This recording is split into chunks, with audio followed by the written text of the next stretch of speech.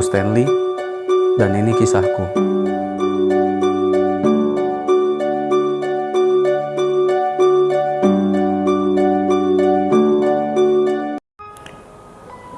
Saya terlahir di keluarga yang hancur, dan bisa dibilang saya anak broken home.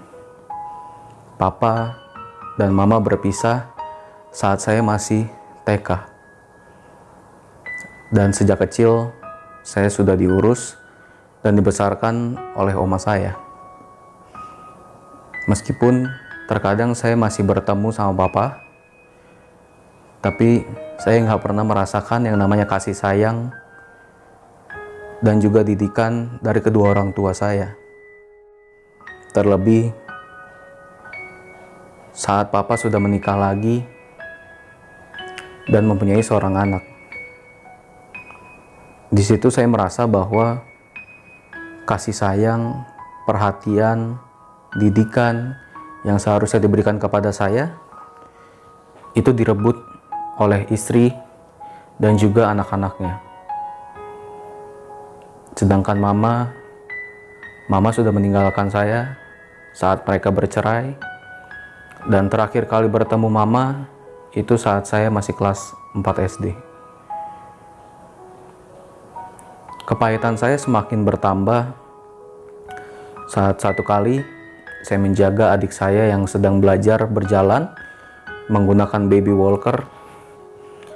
Ada sebuah insiden yang tidak diinginkan itu terjadi, di mana baby walker tersebut jatuh dan membuat adik saya kaget dan menangis. Lalu papa saya langsung berlari datang dan dia memarahi saya di depan banyak orang saat itu. Dan dia mengatakan, "Kamu ini gimana sih? Nggak becus jaga adik. Dasar lu koko nggak guna. Mending lu pulang aja ke rumah oma."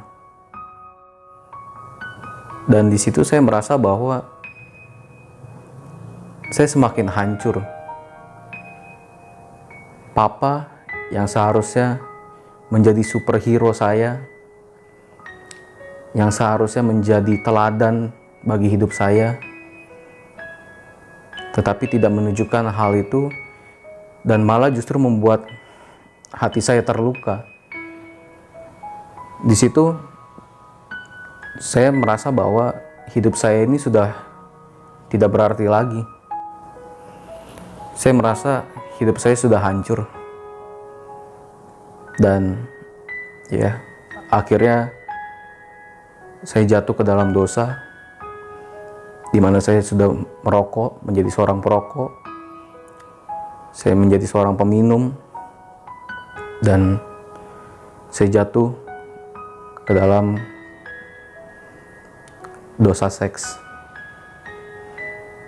Karena di situ saya merasa bahwa saya mendapat ketenangan saat melakukan hal-hal tersebut.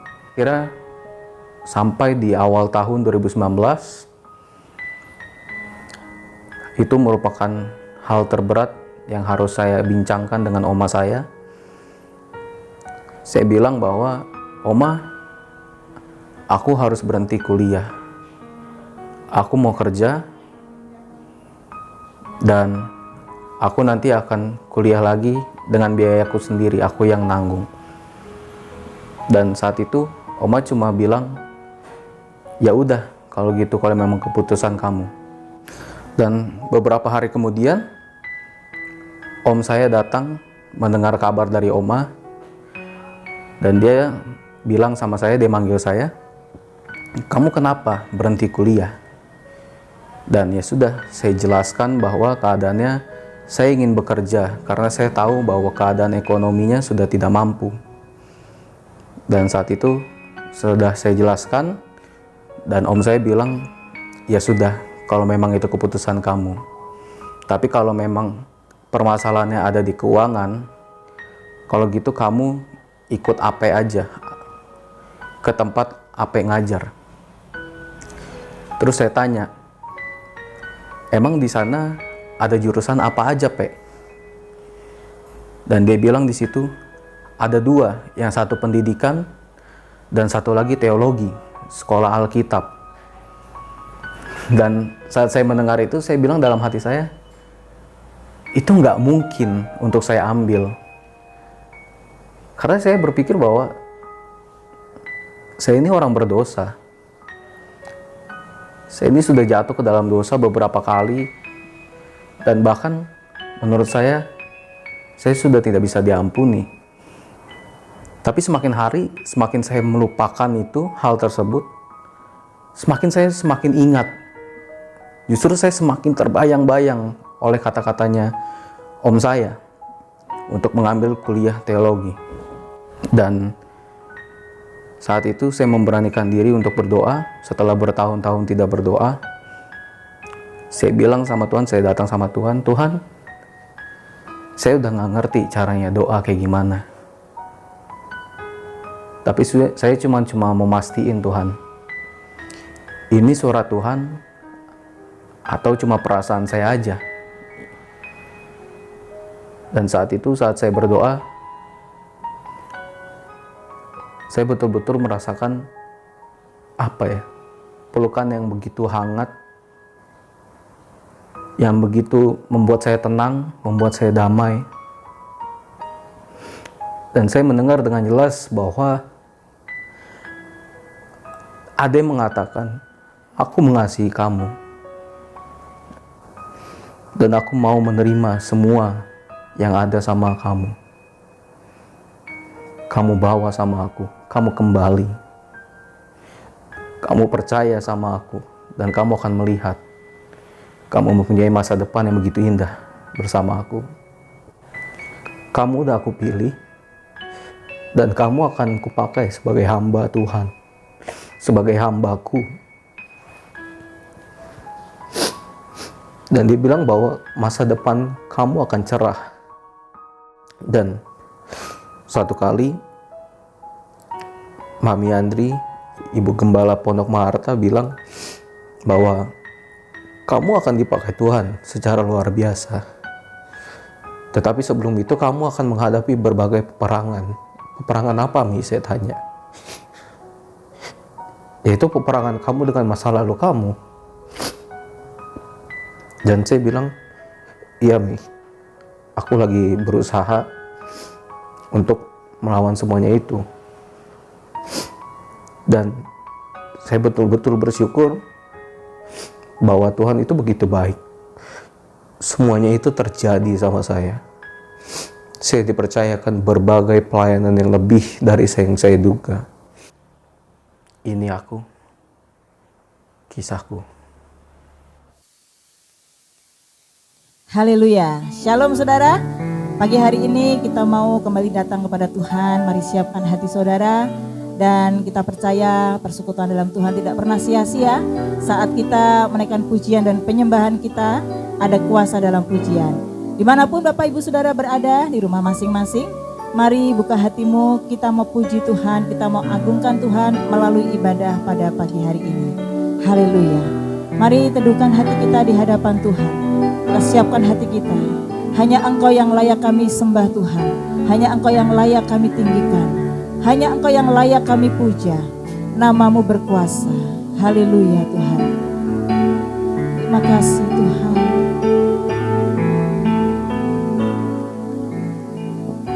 Yesus kami puja. Kami sembah sebagai Raja. Berdiri di tengah kami, ditinggikan dan dipuji. Yesus kami puja. Yesus kami puja. Kami sembah sebagai Raja. Berdiri di tengah kami, ditinggikan dan dipuji. Sembah dan puji penuhi sembah dan puji penuhi tatamu. Oh, sembah dan puji penuhi tatamu. Yesus Tuhan adalah Raja. Kami memuja namamu ya Tuhan. Yesus kami puja, kami menyembahmu, kami sembah sebagai Raja. Berdiri di tengah kami, ditinggikan dan dipuji. Kami menyembahmu ya Tuhan, sembah dan puji penuhi tatamu. Sembah dan puji penuhi tatamu. Sembah dan puji penuhi tatamu. Yesus Tuhan adalah Raja. Sembah dan puji, sembah dan puji penuhi tatamu. Sembah dan puji kami agungkan Engkau ya Tuhan. Haleluya. Sembah dan puji penuhi tatamu. Yesus Tuhan adalah Raja. Mari angkat tanganmu saudara. Haleluya. Sembah dan puji penuhi tatamu. Sembah dan puji penuhi tatamu. Sembah dan puji penuhi tatamu. Yesus Tuhan adalah Raja. Sembah dan puji, sembah dan puji penuhi tatamu. Sembah dan puji penuhi tatamu. Sembah dan puji penuhi tatamu. Yesus Tuhan adalah Raja. Yesus Tuhan adalah Raja. Yesus Tuhan adalah Raja. Mari angkat suaramu, katakan, how great is our God. Sing with me, how great is our God, and all we see, how great is our God. How great, hallelujah. How great is our God. Sing with me, how great is our God.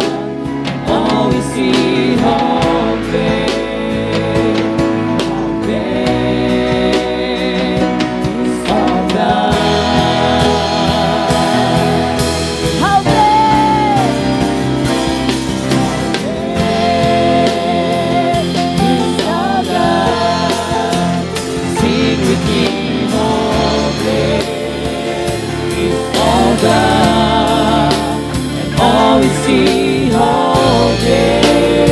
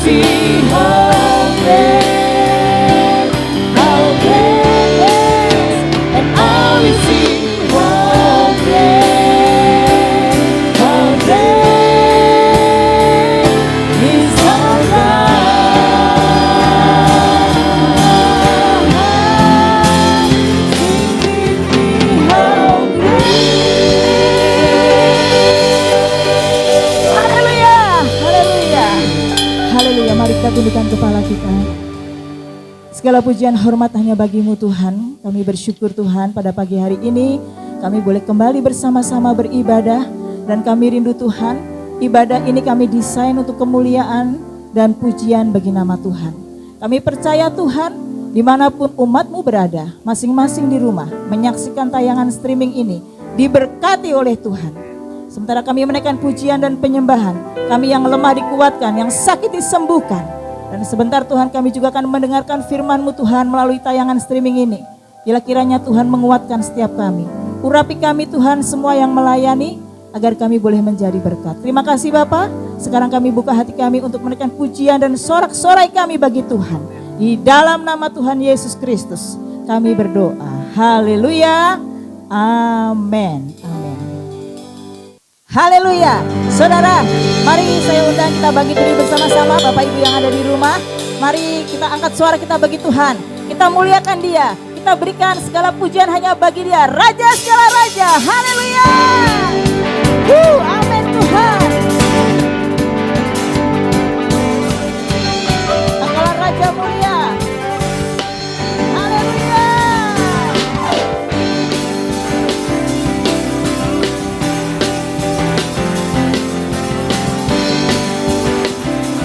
Terima kasih Tuhan. Mari katakan bersama. Di kuasa dari Raja mulia, menaklukkan musuh di bawah kakiku. Ku pakai kuasa dari Raja mulia. Bila Allah ada bersamaku, siapa jadi lawanku? Bila Allah ada bersamaku, siapa jadi lawanku?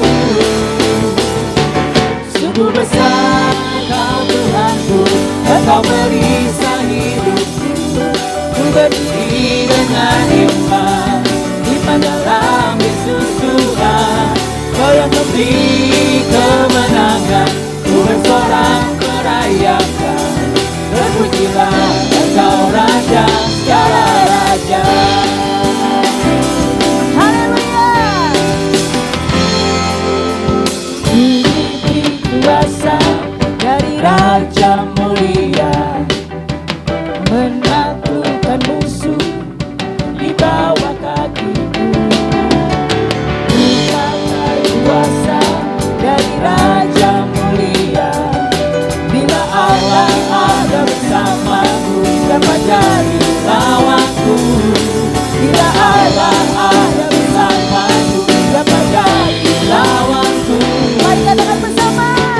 Sungguh besar Kau Tuhanku, Engkau perisai hidupku. Ku berdiri dengan iman, iman dalam Yesus Tuhan.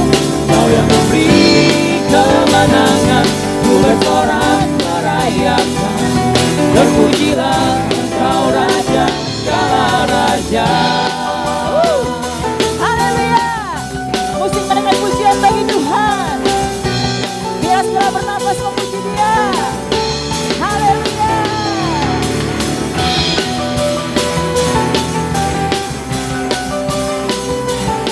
Amin Tuhan. Mari katakan.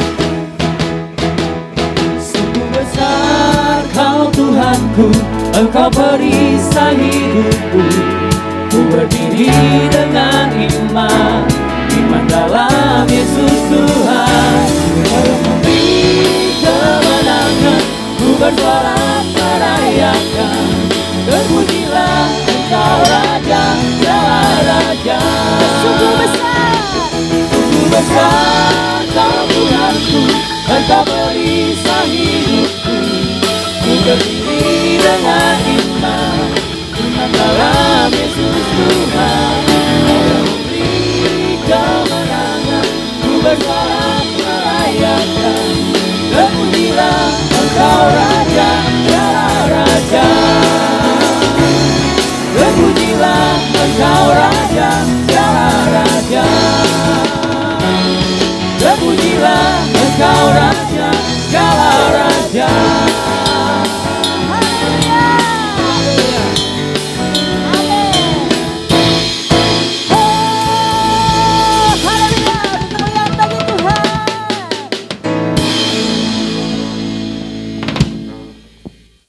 Haleluya. Mari Bapak Ibu Saudara, kita mau teduhkan hati kita. Kita mau siapkan hati kita. Kita mau membuka hati kita untuk kebenaran firman Tuhan. Biar firman Tuhan membawa kita semakin mengenal Tuhan secara pribadi. Haleluya Tuhan. Inilah kami Tuhan. Penuhi kami dengan kebenaran firman-Mu.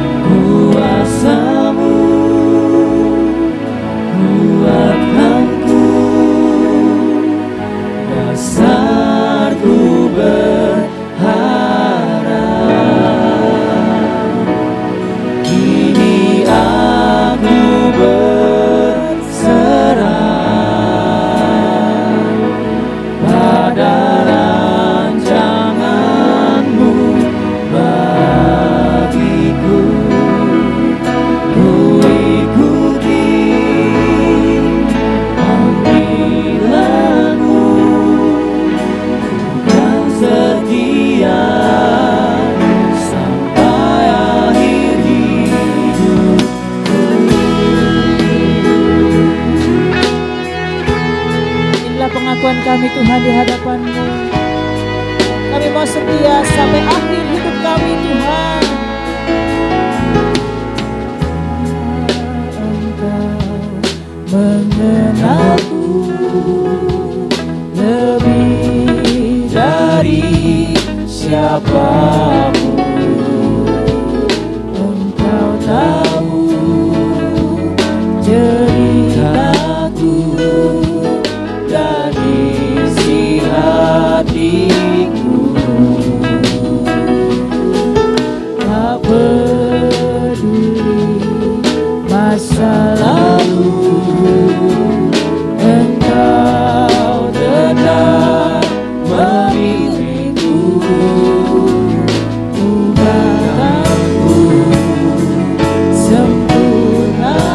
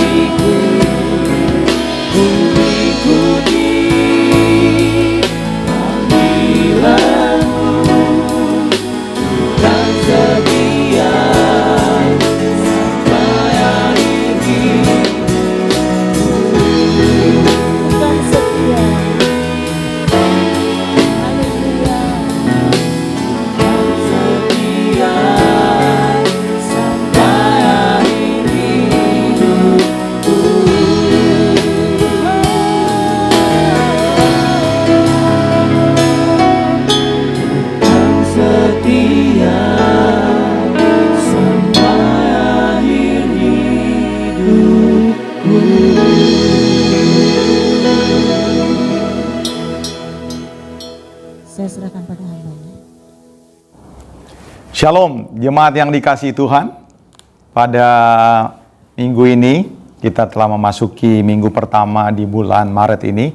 Saya berharap kita semua berada dalam keadaan yang baik. Kita semua berada dalam keadaan yang sehat.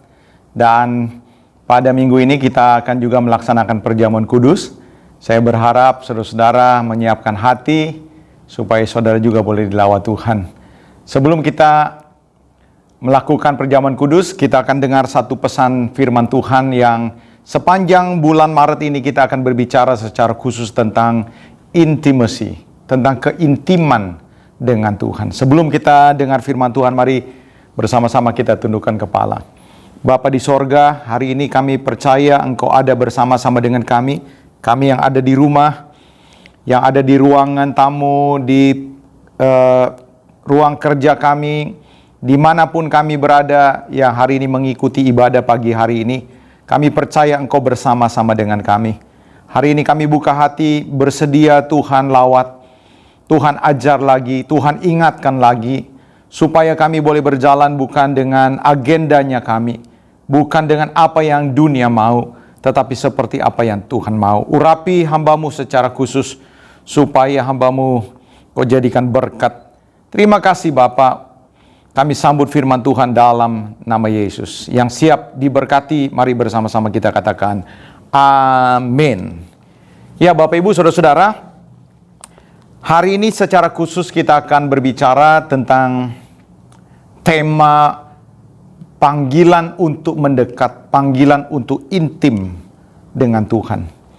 Saya percaya saudara-saudara bahwa ini merupakan hal yang sangat penting dalam kehidupan kita. Kenapa saudara-saudara? Intim dengan sumber kehidupan akan memberikan kita kehidupan. Itu sebabnya saya juga meyakini bahwa orang-orang yang tidak intim dengan Tuhan lari dari sumber kehidupan. Saya ajak saudara-saudara untuk bersama-sama membaca di dalam Hosea pasal yang ke-6 ayat yang ke-3. Demikian dikatakan, marilah kita mengenal dan berusaha sungguh-sungguh mengenal Tuhan. Ia pasti muncul seperti fajar. Ia akan datang kepada kita seperti hujan pada akhir musim yang mengairi bumi. Nah saudara-saudara, kenapa hari ini saya mengajak saudara-saudara untuk memperhatikan betul-betul kepentingan ajakan untuk mendekat, untuk mengenal Tuhan. Saya percaya saudara-saudara, tidak semua orang-orang yang beribadah itu betul-betul mengenal Tuhan. Belum tentu. Atau saudara-saudara, bahkan ada banyak orang yang tidak intim dengan Tuhan. Mereka tidak mengenal Tuhan secara pribadi. Tujuan panggilan untuk mengenal Tuhan, itu adalah tujuan panggilan untuk mendekat kepadanya. Di dalam Yakobus pasal yang keempat ayat yang ke-8 bagian yang pertama dikatakan, mendekatlah kepada Allah. Tuhan menyuruh kita mendekat. Tuhan menyuruh kita untuk mengenal Tuhan. Saudara-saudara, mengenal dan mengetahui itu beda. Tidak semua orang yang mengetahui tentang Allah adalah orang yang mengenal Allah. Mengenal itu bicara tentang bagaimana dia bisa bergaul karib. Mengenal Allah berbicara tentang bagaimana kita berkomunikasi intim, mendekat, dekat, bahkan dikatakan menjadi sahabat, bergaul karib. Itulah yang dimaksudkan apa yang dikatakan dengan kedekatan. Panggilan untuk mendekat adalah panggilan untuk bergaul, memiliki keintiman yang dalam dengan Tuhan. Sama seperti apa yang dikatakan di dalam Mazmur pasal yang ke-25. Mazmur 25 ayat yang ke-14. Tuhan bergaul karib dengan orang yang takut akan Dia, dan perjanjiannya diberitahukannya kepadanya. Jadi sekali lagi saudara-saudara, tujuan panggilan untuk mendekat kepada Tuhan itu supaya kita mengenal Tuhan. Kenapa saudara-saudara? Karena bisa saja saudara-saudara ada banyak orang yang betul-betul tidak mengenal Tuhan. Mengetahui tentang Tuhan, mengetahui teori tentang Tuhan, tapi mereka tidak mengenal Tuhan. Saudara-saudara, saudara bisa mengenal Presiden Jokowi, saudara bisa mengenal idola-idola saudara, tapi sebatas mengetahui. Apakah saudara memiliki kedekatan? Saudara berjalan, makan bersama-sama dengan dia, melakukan hobi bersama-sama dengan dia? Belum tentu. Nah, begitu juga saudara-saudara, saya khawatir banyak orang-orang percaya mengetahui tentang Tuhan, tapi sebenarnya mereka tidak mengenal Tuhan. Dan nanti kalau saudara dengar di akhir khotbah saya, saudara-saudara, saya akan mengajak saudara-saudara untuk merenungkan perkataan Tuhan Yesus. Ya, apa yang dikatakan Tuhan Yesus? Tuhan Yesus berterus terang pada akhir zaman ketika berjumpa dengan umatnya, dia pernah berkata atau dia berkata kepada sebagian besar orang-orang percaya, Tuhan berkata, "Aku tidak mengenal kamu." Saudara bisa bayangin, ketika mereka berkata, "Bukankah kami melakukan banyak hal demi namamu?" Ya, itu kan bicara tentang bagaimana orang melakukan ritual, merasa bahwa dirinya beribadah. Tapi mereka kecelek sebab Tuhan berkata, "Aku tidak mengenal kamu." Bayangkan saudara-saudara, di dalam kekekalan, di mana semua nasib destiny ditentukan, tapi mendengar suara dari Tuhan sendiri berkata, "Aku tidak mengenal kamu." Betapa malangnya dan mengerikan hal ini. Itu sebabnya saudara-saudara, tema ini begitu penting.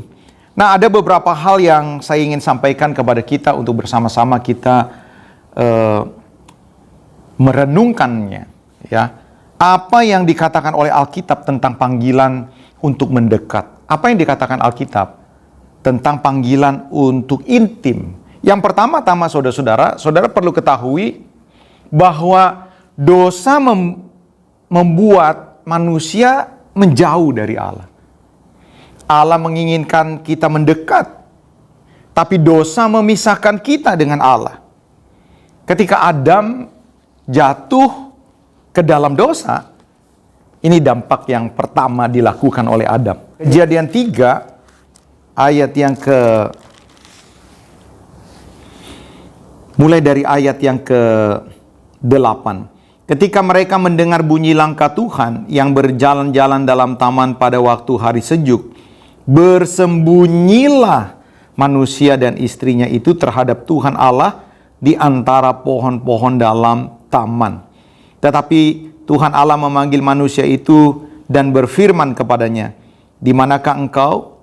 Ia menjawab, "Ketika aku mendengar bahwa engkau ada dalam taman ini, aku menjadi takut karena aku telanjang, sebab itu aku bersembunyi." Jelas Bapak Ibu, saudara-saudara, dosa membuat kita terpisah dari Tuhan. Dosa membuat kita menjauh dari Tuhan. Adam sebelum jatuh dalam dosa, berjalan, bergaul, berkomunikasi dengan Allah. Ketika Adam jatuh dalam dosa, maka Adam terpisah, Adam lari. Dan inilah yang merupakan sejarah panjang dari kejauhan manusia, keterpisahan manusia dengan Allah. Kain ketika dia membunuh Habil, maka Kain akhirnya terpisah dari antara komunitas orang-orang yang benar. Saudara, siapa yang tidak kenal Salomo? Salomo orang yang takut akan Tuhan. Dia mendapatkan hikmat sebagai karunia kemurahan dari Tuhan untuk memimpin umatnya dan menjadikan dia jaya di antara banyak bangsa-bangsa. Tapi Alkitab kalau saudara telusuri, kecintaannya terhadap istri-istrinya yang cantik, ya saudara-saudara, akhirnya menyebabkan dia mencondongkan hatinya kepada Allah-Allah lain. Akhirnya akhirnya Salomo menyembah dewa-dewa Baal, Asitorit, dewi-dewi kesuburan, tidak lagi terpaut kepada Tuhan. Kenapa saudara-saudara? Dosa. Bahkan kalau saudara baca di dalam Matius pasal yang kelima dikatakan ayat yang ke-8, berbahagialah orang yang suci hatinya. Karena apa? Karena dia akan melihat Allah. Ini bukan saja berbicara tentang bagaimana kita akan berjumpa dengan Allah di dalam kekekalan kelak, saudara-saudara. Tapi ini juga berbicara tentang bagaimana Tuhan bisa bersama-sama dengan umatnya. Bagaimana mungkin umat yang hidup di dalam dosa bisa berjalan bersama-sama dengan Tuhan yang kudus? Tidak akan mungkin. Jadi saudara-saudara, apa yang Tuhan katakan, apa yang Alkitab katakan tentang panggilan keintiman, saudara-saudara, dosa selalu memisahkan. Saya coba challenge kepada Bapak Ibu saudara-saudara orang muda. Berapa banyak di antara saudara-saudara masih simpan dosa? Ya, saya tidak tahu. Mungkin orang tua saudara tidak tahu, suami saudara tidak tahu, istri saudara tidak tahu. Tapi apapun yang kita lakukan, hal-hal yang menyebabkan kita berjalan dalam ketidaktaatan, dengar nih, itu selalu menarik kita menjauh dari Allah.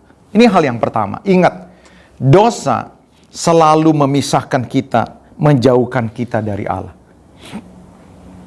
Yang kedua, apa yang Alkitab katakan tentang panggilan untuk mendekat, panggilan untuk mengenal Tuhan, panggilan untuk intim.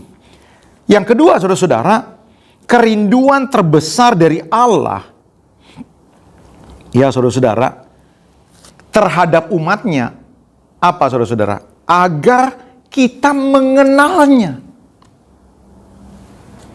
Jadi ketika Tuhan menyuruh kita mengenal Dia, itu merupakan kerinduan yang terdalam. Saudara-saudara, saya ingin saudara-saudara mengerti hal ini. Tuhan rindu bergaul. Tuhan rindu mendekat. Inilah yang Tuhan katakan. Bahkan ini dilakukannya sejak di Taman Eden. Ketika dosa memisahkan Adam dari Allah, Adam lari dan bersembunyi. Apa yang dilakukan oleh Allah, saudara-saudara? Allah mencari. Inilah hal yang pertama kali dilakukan oleh Allah ketika Adam menjauh. Allah tidak langsung menghukum, Allah tidak langsung memberikan kutuk, tetapi yang dilakukan oleh Allah apa saudara-saudara? Dia mencari Adam. Dia bertanya, Adam, where are you? Ini salah satu bukti bahwa inilah kerinduan yang terdalam dari diri Allah terhadap umatnya. Kalau kita memperhatikan kitab Ibrani pasal yang pertama, maka kita juga akan mengerti satu kebenaran yang dalam dari apa yang saya mau sampaikan. Ibrani 1 ayat yang pertama, saudara-saudara, lihat ya.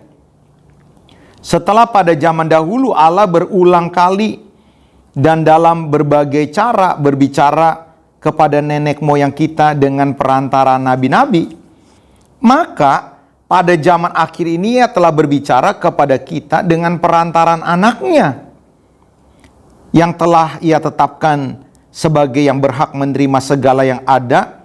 Oleh Dia Allah telah menjadikan alam semesta dan seterusnya, saudara-saudara. Ketika kita membaca bahwa setelah pada zaman dahulu Allah berulang kali, lihat nih ya saudara, berulang kali berbicara kepada umatnya, kepada kita, ya saudara-saudara, dengan perantara nabi-nabi. Itu artinya apa saudara-saudara? Artinya bahwa ada jarak. Umat tidak bisa langsung bercakap-cakap dengan Tuhan. Orang-orang khusus, orang-orang yang tertentu saja, seperti Nuh, ya saudara-saudara, Tuhan berbicara secara khusus, ya, seperti kepada Samuel, Tuhan berbicara kepada dia secara khusus, seperti kepada Daud. Tapi saudara-saudara, secara garis besar dikatakan sejak zaman dahulu Allah berbicara kepada umatnya, saudara-saudara, kepada individu-individu umatnya dengan perantara nabi-nabi. Artinya umatnya tidak bisa mendekat. Perlu orang tertentu untuk bisa mendekat, untuk bisa berbicara Tapi ketika Tuhan berkata, maka pada zaman akhir, Ia telah berbicara kepada kita melalui perantaran anaknya. Saudara ngerti enggak bahwa ketika Tuhan berbicara pada zaman akhir, Ia berbicara melalui perantaran anaknya? Artinya, saudara-saudara, Tuhan ingin dia mendekat. Tuhan ingin bergaul dengan kita. Tuhan ingin bercakap-cakap dengan kita. Ketika Tuhan Yesus mati di kayu salib, saudara-saudara, Alkitab berkata bahwa tabir bait suci terbelah menjadi dua. Saudara tahu enggak makna, salah satu makna yang dalam yang bisa kita pelajari? Kalau dulu orang, saudara-saudara, mau menghadap Tuhan, mau mendapatkan belas kasihan Tuhan, mau mendengar suaranya, tentu saudara-saudara tidak akan mungkin bisa bertatapan langsung dan mendengar suara langsung. Kecuali orang-orang khusus tertentu. Tapi sebagian besar mereka mendengarnya melalui imam. Tapi ketika Tuhan Yesus mati di kayu salib, lambang terbelahnya tabir bait suci itu mau menandakan bahwa oleh karena Kristus, kita bisa langsung berhadapan dengan Tuhan. Itulah yang Tuhan inginkan. Ya saudara-saudara, makanya saudara-saudara, hukum Taurat tidak menjamin, ritual tidak menjamin saudara-saudara, orang itu mengenal Tuhan, orang akhirnya mengerti, orang akhirnya berjalan dengan Tuhan. Ini menjadi perenungan kita bersama.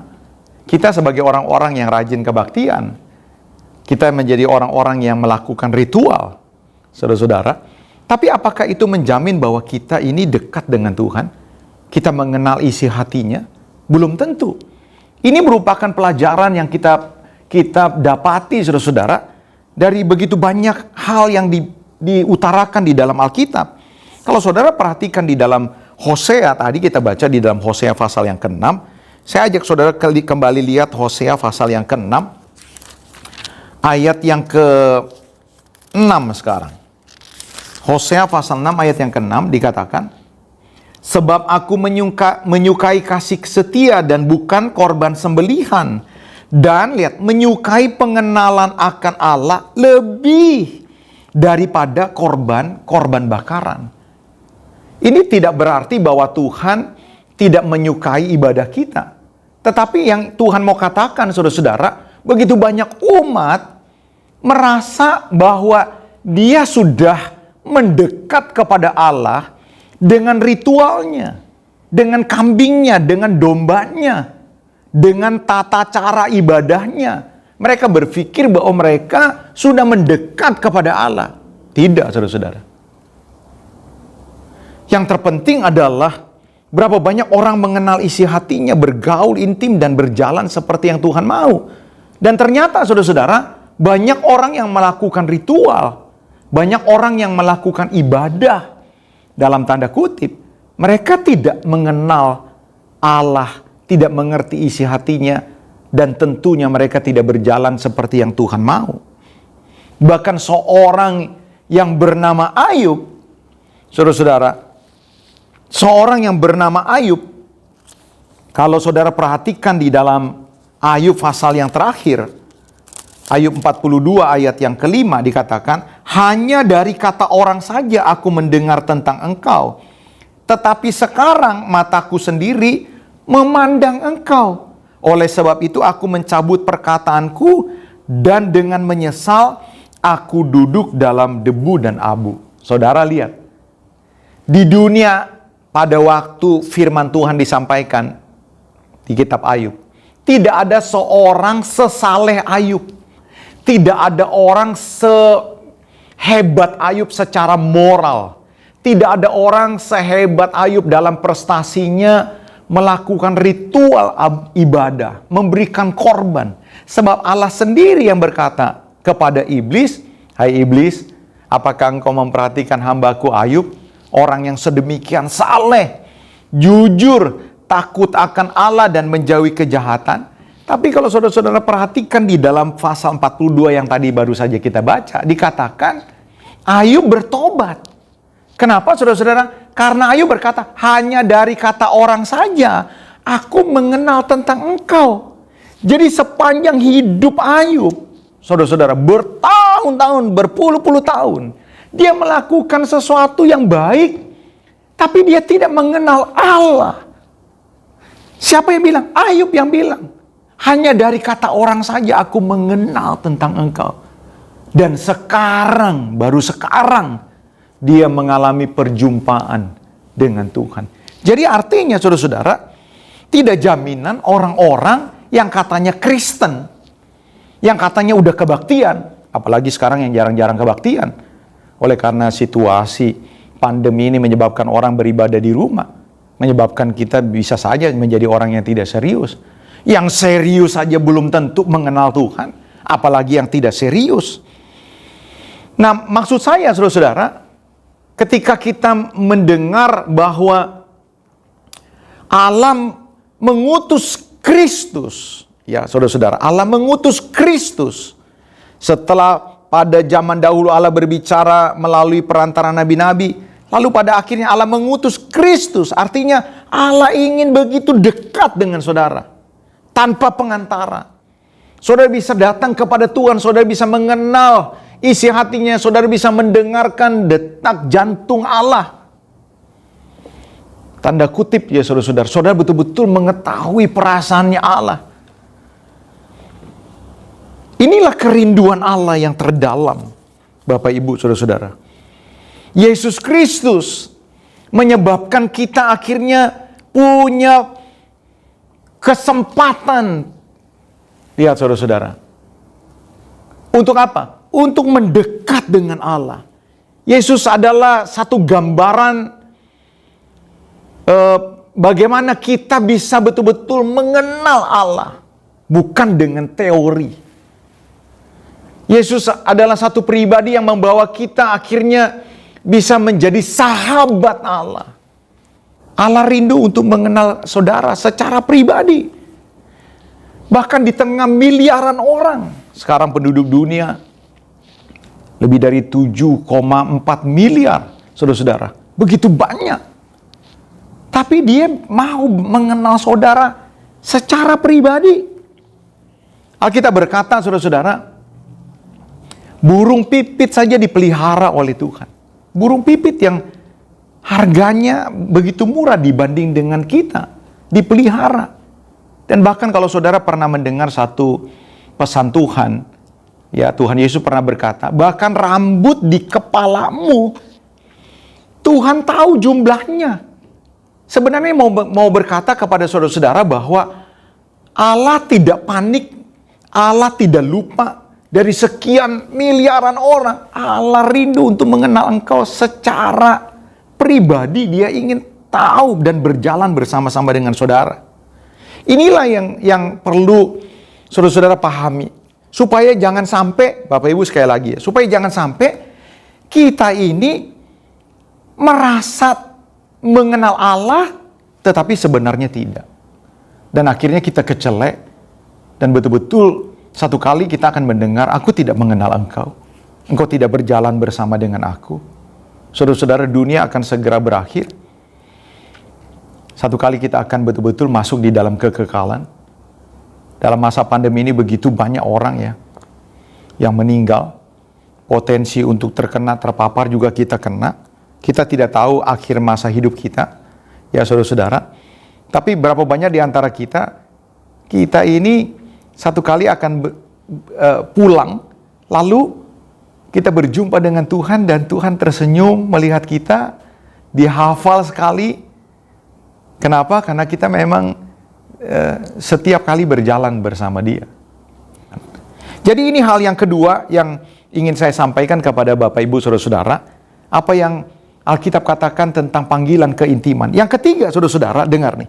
Kedekatan dengan Allah itu mempersiapkan kita untuk kekekalan. Selalu harus seperti itu. Orang percaya selalu menghubungkan hidupnya, saudara-saudara, dengan kekekalan. Kenapa, saudara-saudara? Karena kita hidupnya pendek di dunia ini. Kalau sejak muda, saudara-saudara, saudara bukan cuma memperhatikan apa yang kelihatan. Yang kelihatan oke, saudara-saudara. Tapi yang kelihatan sementara. Saudara tetap memperhatikan soal kehidupan yang kekal. Saya berkata saudara-saudara, saudara mantap, saudara hebat. Hebat di pemandangan Tuhan. Nah, saudara-saudara, kita harus menyadari bahwa kita adalah makhluk yang kekal. Jadi, berbicara tentang kekekalan, bukan bicara tentang nanti sebenarnya. Sebenarnya itu sudah dimulai sebelum dunia dijadikan, kekekalan. Dan untuk kita, kekekalan itu bahkan dimulai sejak kita dilahirkan. Kita adalah makhluk yang kekal. Nah, saudara-saudara, kedekatan kita dengan Allah itu sebenarnya dalam rangka mempersiapkan kita untuk kekekalan. Ia ingin terbiasa berjalan bersama dengan kita. Ia ingin terbiasa kita melakukan pola kerajaan Allah selama hidup kita. Bagaimana kita bisa berdampingan dengan Kristus, lihat nih ya saudara-saudara, untuk perkara yang jauh lebih panjang, jauh lebih besar, ya saudara-saudara, untuk mengelola dunia. Bagaimana kita bisa bersama dengan Kristus kalau selama hidup kita tidak terbiasa berjalan dengan cara-caranya Yesus selama hidup kita. Agenda-agenda saudara, ya agenda saudara sendiri, bukan agendanya Tuhan. Apakah saudara melibatkan Tuhan di dalam pekerjaan ketika saudara membangun usaha? Berapa banyak di antara saudara-saudara duduk diam dan berkata, Tuhan, aku mau melakukan usaha ini, apa yang seharusnya aku lakukan? Kalau saudara mau memilih teman hidup, ya siapapun saudara, orang muda, engkau yang pria maupun wanita, berapa banyak saudara bergaul dengan intim dan saudara berbicara kepada Tuhan, dan engkau berbicara, Tuhan, saya sudah saatnya berjalan bersama dengan calon pasangan hidupku. Tunjukkanlah siapa dan bagaimana aku harus memilihnya. Berapa banyak saudara betul-betul melibatkan Tuhan ketika saudara mau memilih pasangan hidup saudara? Bagaimana di antara saudara mau menjadi bapak, ya, mau menjadi ibu, mau menjadi profesi apapun di dalam komunitas, di dalam area hidup saudara, saudara bergantung kepada Tuhan. Ingat ya saudara-saudara, saya tidak akan mengajak saudara untuk buka. Saudara percayalah saudara-saudara. Satu kali saudara-saudara, ketika didengar bahwa Daud diurapi menjadi raja atas Israel, lihat ya, bangkitlah seluruh pasukan orang Filistin untuk menyerang Daud. Untuk apa? Untuk menggagalkan. Kenapa? Karena Daud merupakan momok yang dibenci oleh orang Filistin. Daud merupakan satu tokoh yang pernah mempermalukan orang Filistin. Kenapa? Karena salah satu pahlawan Filistin yang bernama Goliat, ya saudara, dikalahkan saudara-saudara oleh Daud, dibunuh oleh Daud, kepalanya dipenggal. Jadi ketika mereka mendengar Daud menjadi raja, maka saudara-saudara, semua kekuatan Filistin dikerahkan untuk menggagalkan, menghancurkan Daud. Saudara tahu enggak apa yang dilakukan oleh Daud? Daud tidak menghitung pasukannya, ya pada waktu itu ya. Daud tidak mulai memanggil jenderal-jenderalnya, mengatur strategi perang. Tidak. Apa yang dilakukan oleh Daud? Alkitab mencatat, lalu masuklah Daud ke dalam kamarnya, saudara-saudara, ke dalam tempat di mana dia bisa bercakap-cakap dengan Allah. Lalu apa yang dilakukan oleh Daud? Daud bertanya kepada Tuhan. Coba lihat, seorang raja yang punya pengalaman, saudara-saudara, dia punya jenderal-jenderal yang hebat, pasukan yang hebat, tapi sebelum memulai peperangan, dia tidak tanya kepada jenderalnya, dia tidak pakai pengalamannya, dia datang kepada Tuhan.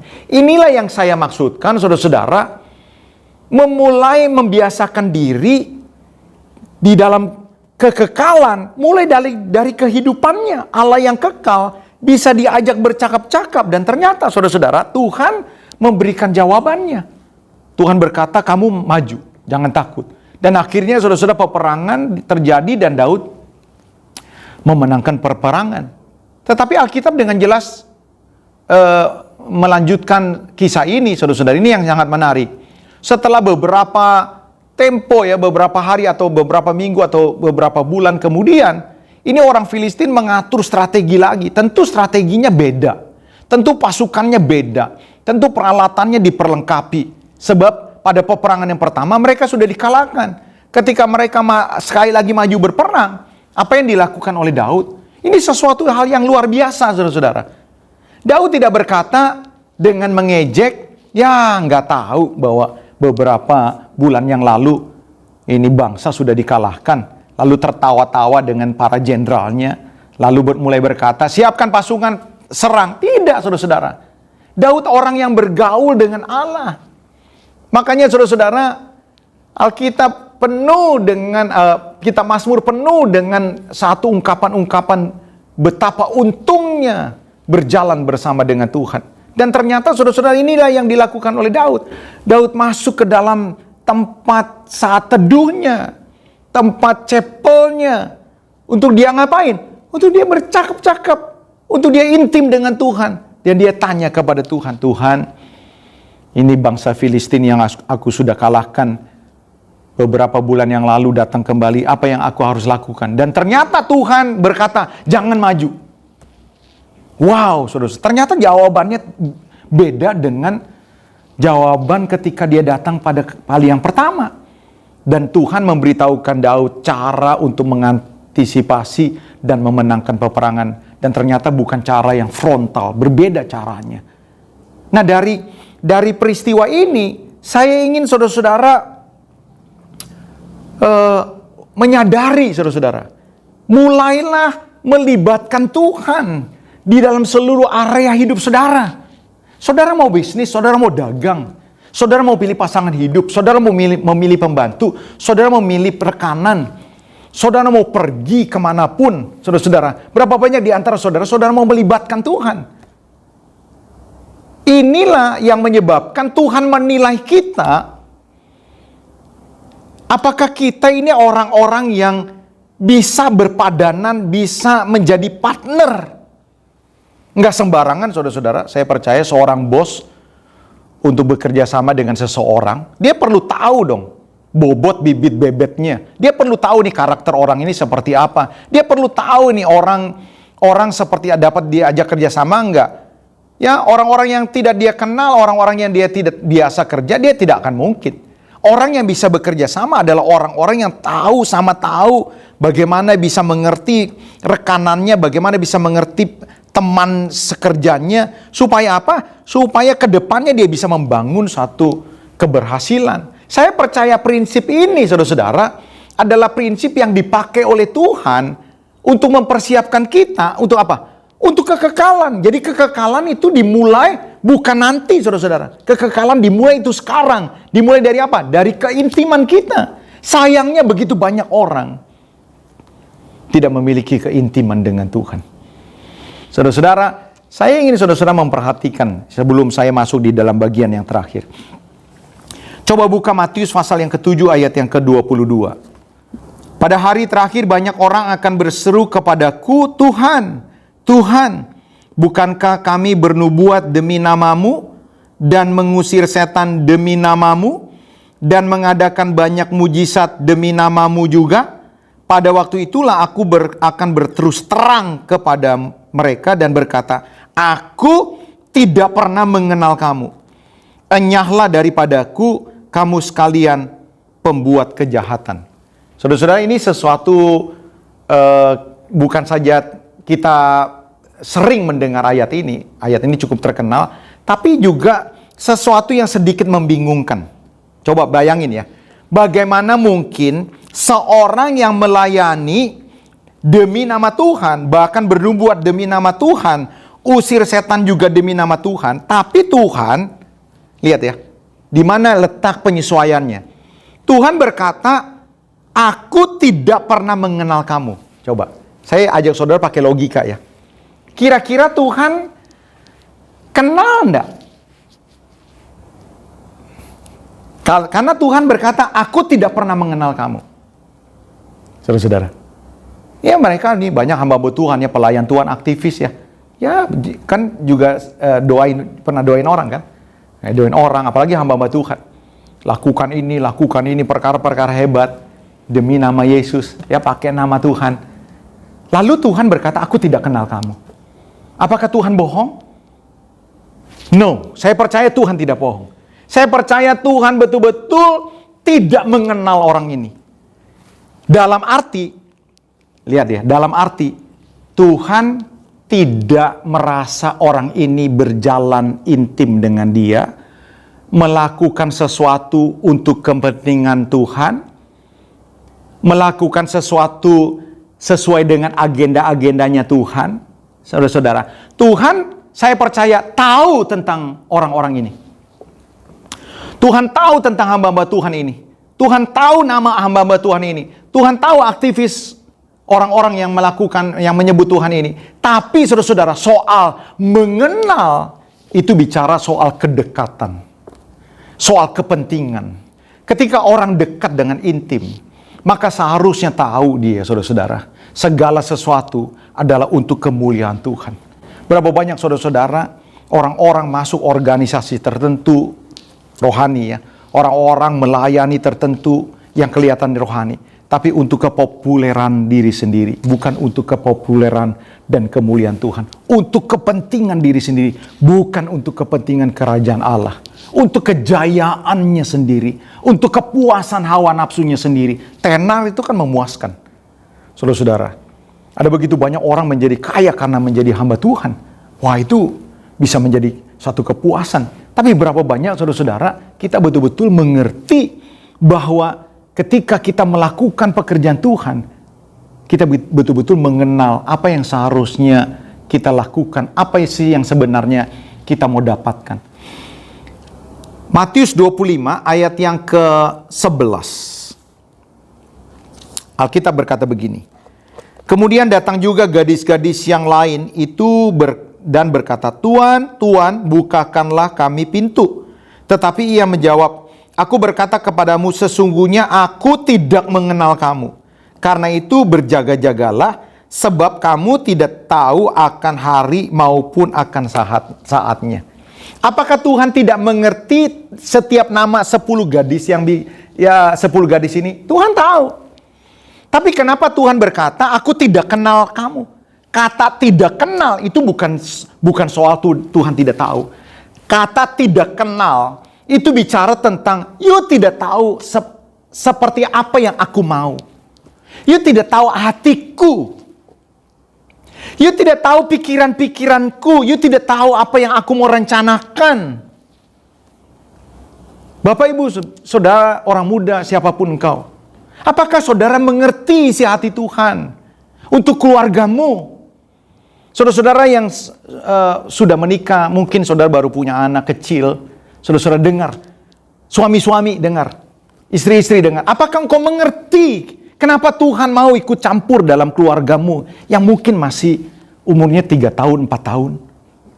Ya saudara-saudara. Hai orang-orang muda, apakah engkau mengerti bahwa Tuhan mau ikut campur ketika saudara mau memutuskan mau bekerja di mana, mau kuliah di mana, saudara mau jadi apa? Inilah yang menyebabkan Tuhan membedakan antara dia tahu dan dia mengenal kita. Makanya saudara-saudara, ketika kedekatan terbangun, keintiman terbangun, sebenarnya dia sedang membiasakan kita untuk bekerja dengan caranya Tuhan. Sampai kapan? Sampai kekekalan. Saya berpikir di dalam kekekalan memerintah bangsa-bangsa yang tak berujung dan perkara yang jauh lebih besar. Dia akan memilih orang-orang baru nanti di sana. Tidak. Dia sedang melihatnya sejak sekarang. Hari ini firman Tuhan kiranya membawa saudara, mencerahkan saudara, memberikan saudara pengertian yang baru. Tidak jaminan orang yang melakukan ritual, orang yang beribadah, bahkan tidak jaminan orang yang menyebut nama Tuhan bisa mengenal Tuhan. Kenapa saudara-saudara? Tergantung apakah saudara melakukannya dengan caranya Tuhan. Apakah saudara melakukannya untuk kepentingan Tuhan, atau untuk kejayaan, atau untuk kepentingan sesaat. Saudara yang bisa menilai. Saya berharap siapapun saudara yang mendengar pesan Tuhan pada siang hari ini, saudara buka hati merenungkannya, dan ini merupakan agenda saudara seharusnya untuk terus membangun keintiman dengan Tuhan. Celakalah orang yang ketika berjumpa dengan Tuhan, dan saudara dengar Tuhan berkata, aku tahu kamu, aku tahu semuanya kamu, tapi aku tidak kenal kamu. Saya challenge kepada saudara-saudara, siapapun saudara yang mendengar firman Tuhan pada siang hari ini, dan kau merasa, iya Tuhan, saya kurang intim ya, saya jarang saat teduh ya. Di ibadah-ibadah saat ini yang online, saya kurang serius ya. Saya jarang baca Alkitab ya. Saya jarang memuji, dengarkan kaset-kaset atau lagu-lagu rohani. Saya jarang untuk berdoa melibatkan Tuhan. Saudara-saudara, kalau engkau itu orangnya, saudara dengar, ini pesan Tuhan buat saudara. Ini kesempatan ya untuk saudara memperbaiki diri. Kalau engkau merasa bahwa firman Tuhan hari ini karena kasih Tuhan kepada saudara, taruh tangan saudara di dada.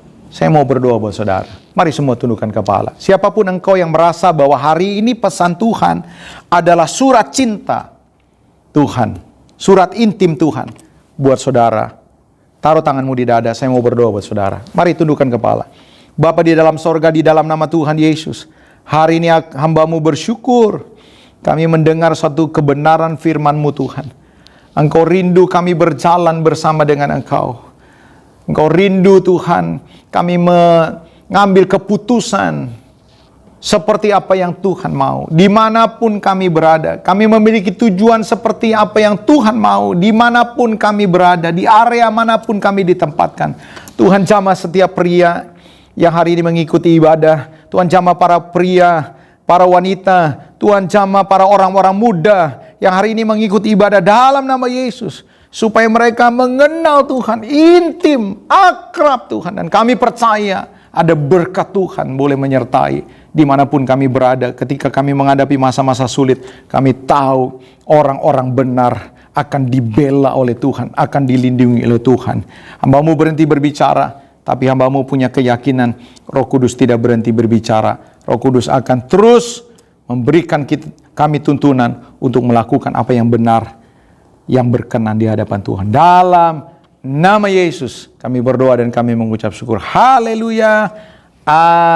Amin. Ya, saudara-saudara yang kekasih, kita sudah mendengarkan firman Tuhan. Tiba saatnya kita mempersiapkan diri untuk perjamuan kudus. Saya berharap pemimpin keluarga, para pria, ayah, saudara-saudara boleh mempersiapkan roti yang saudara sudah siapkan dan anggur. Berikan terlebih dahulu kepada anggota keluarga saudara. Ya, yang di rumah yang berdua silakan boleh self service, yang sendiri juga ya dengarkan instruksi dari saya, baru kita akan bersama-sama melakukan perjamuan kudus. Sekali lagi kita tundukkan kepala, kita akan berdoa. Bapa kami di dalam sorga, kami mengucap syukur untuk kesempatan kami bisa menikmati persekutuan dengan tubuh dan darah-Mu. Dan kami percaya setiap kali kami makan roti dan minum anggur, Engkau mau bersekutu dengan kami. Engkau mau terlibat dalam kehidupan kami. Bahkan Engkau Allah yang mau memberkati hidup kami, mau mengampuni dan memulihkan kami. Kami percaya Tuhan, Engkau juga menyuruh kami untuk mengingat akan korban-Mu yang Tuhan sudah nyatakan di atas kayu salib. Kami dimenangkan, kami diselamatkan karena kami percaya kepada karya-Mu. Terima kasih Bapak, dalam nama Yesus. Ya, Bapak Ibu, siapkan roti di tangan kanan. Dengarkan firman Tuhan lalu terimalah dengan percaya.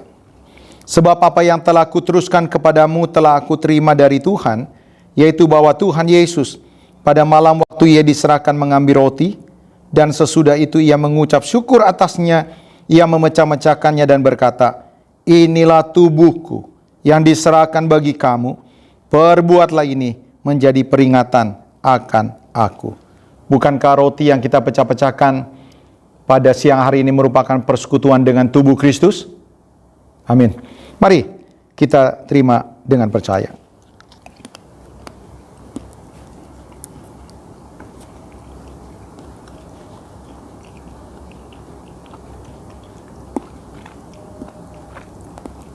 Haleluya.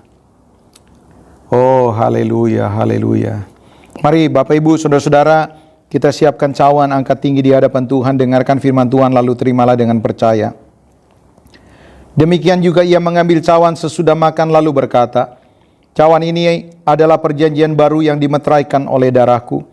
Perbuatlah ini setiap kali kamu meminumnya, menjadi peringatan akan aku.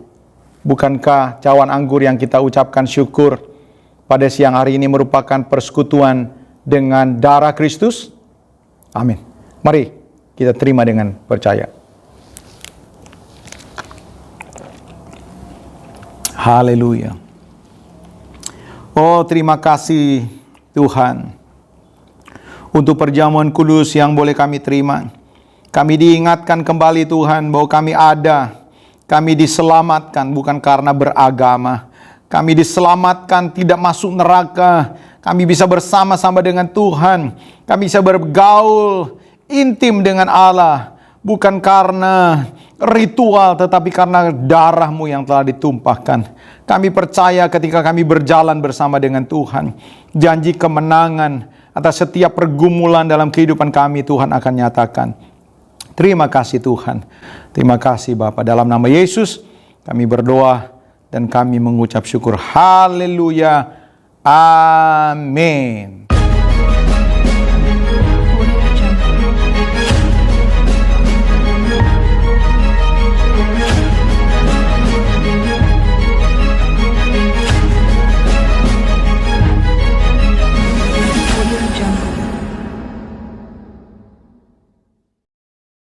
Shalom, berjumpa kembali dengan saya dalam Breaking News Porta.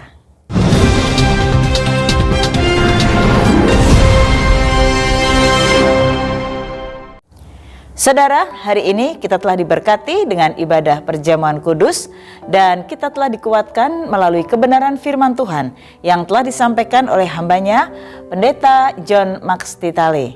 Biarlah kiranya saudara, kita semakin membangun keintiman kita dengan Tuhan dan kita boleh menjadi orang-orang yang terus berkemenangan.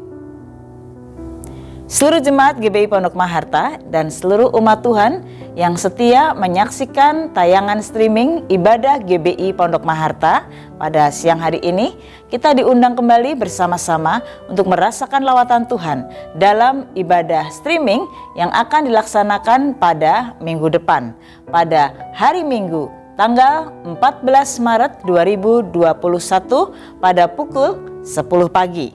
Dan mari buka hatimu, siapkan hatimu untuk menerima berkat melalui kebenaran firman Tuhan yang luar biasa yang akan disampaikan oleh hambanya Bapak Pendeta Naftali Untung.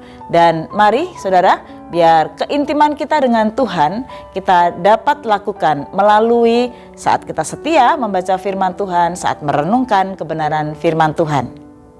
Seluruh umat Tuhan, Jemaat GBI Pondok Maharta, dan setiap saudara yang menyaksikan tayangan streaming pada siang hari ini, kita diundang kembali untuk kita dapat menaikkan doa syafaat kita bersama-sama, dan kita akan bertemu melalui meeting Zoom.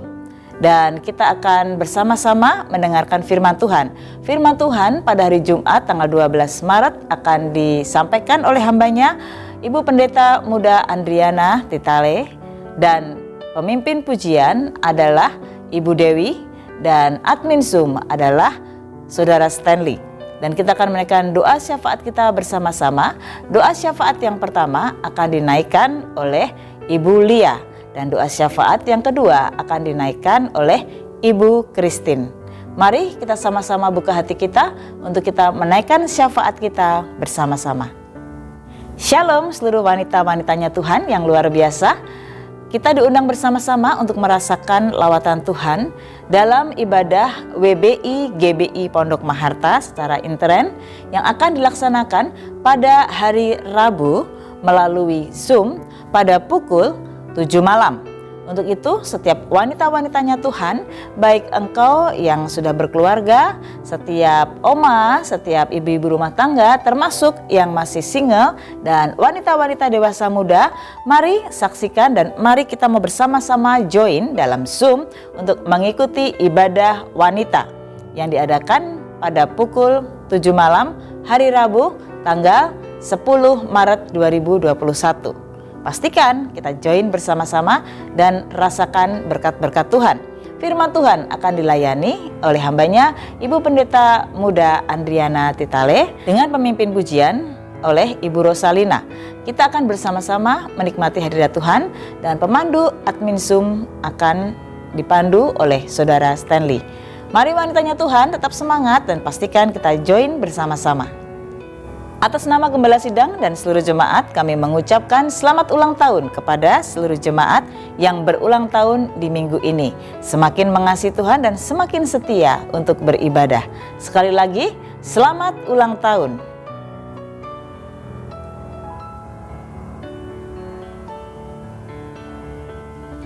Kami juga mengucapkan selamat ulang tahun kepada Bapak Ibu Saudara yang berulang tahun di minggu depan. Biar semakin setia dan semakin maju di dalam Tuhan.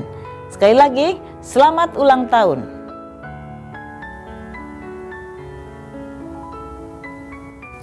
Demikianlah Breaking News Porta minggu ini bersama dengan saya. Kita berjumpa kembali dalam Breaking News Porta minggu depan. Bapak Ibu Saudara, tetap jaga kesehatan dan tetap minum vitamin, tetap berolahraga, dan jangan lupa untuk mendaftarkan diri untuk menerima vaksin sehingga dapat memutus rantai pemaparan COVID-19. Dan Bapak Ibu Saudara, tetap bersukacita sebab hati yang gembira adalah obat. Dan saya undur diri mengucapkan Tuhan Yesus memberkati. Baik, Bapak Ibu, Saudara-saudara, kita sudah berada di penghujung ibadah kita. Saya berharap saudara-saudara tetap semangat, saudara-saudara tetap jaga kesehatan, ya. Ingat 3M, ya saudara-saudara. Saudara pakai masker, jaga jarak, ya, mencuci tangan, ya, hindari kerumunan-kerumunan yang saudara tahu ini begitu banyak orang, ya saudara-saudara, supaya saudara terhindar. Paparan virus belum berakhir. Ingat ini. Doakan juga saudara-saudara untuk vaksinasi yang dilakukan oleh pemerintah. Kalau misalnya saudara punya akses untuk mendaftar, daftar. Ingat ini. Orang tua juga. Hari-hari ini mungkin akan ada RT dari RT yang bisa datang kepada saudara. Jangan lewatkan ini.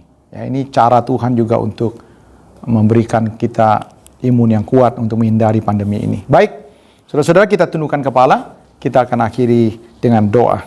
Bapa di sorga, terima kasih untuk ibadah yang luar biasa yang sudah kami lakukan. Biar semuanya menyukakan hati Tuhan.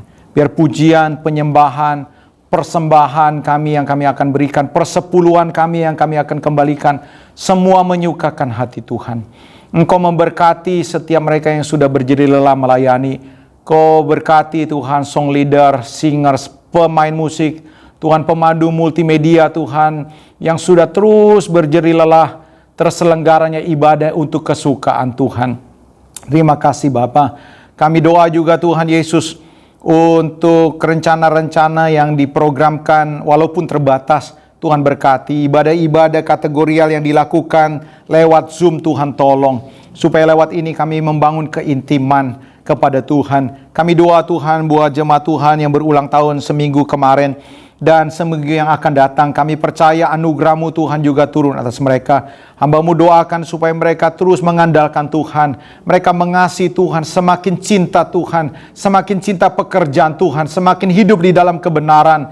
Terima kasih Bapa. Hamba-Mu berdoa Tuhan Yesus untuk seluruh sidang jemaat-Mu Tuhan yang akan beraktivitas seminggu ke depan, yang melakukan rutinitas mereka, yang bekerja, yang berdagang, wirausaha Tuhan, yang menjadi pegawai Tuhan, yang studi. Tuhan berkati buat apa saja yang mereka kerjakan Tuhan buat berhasil.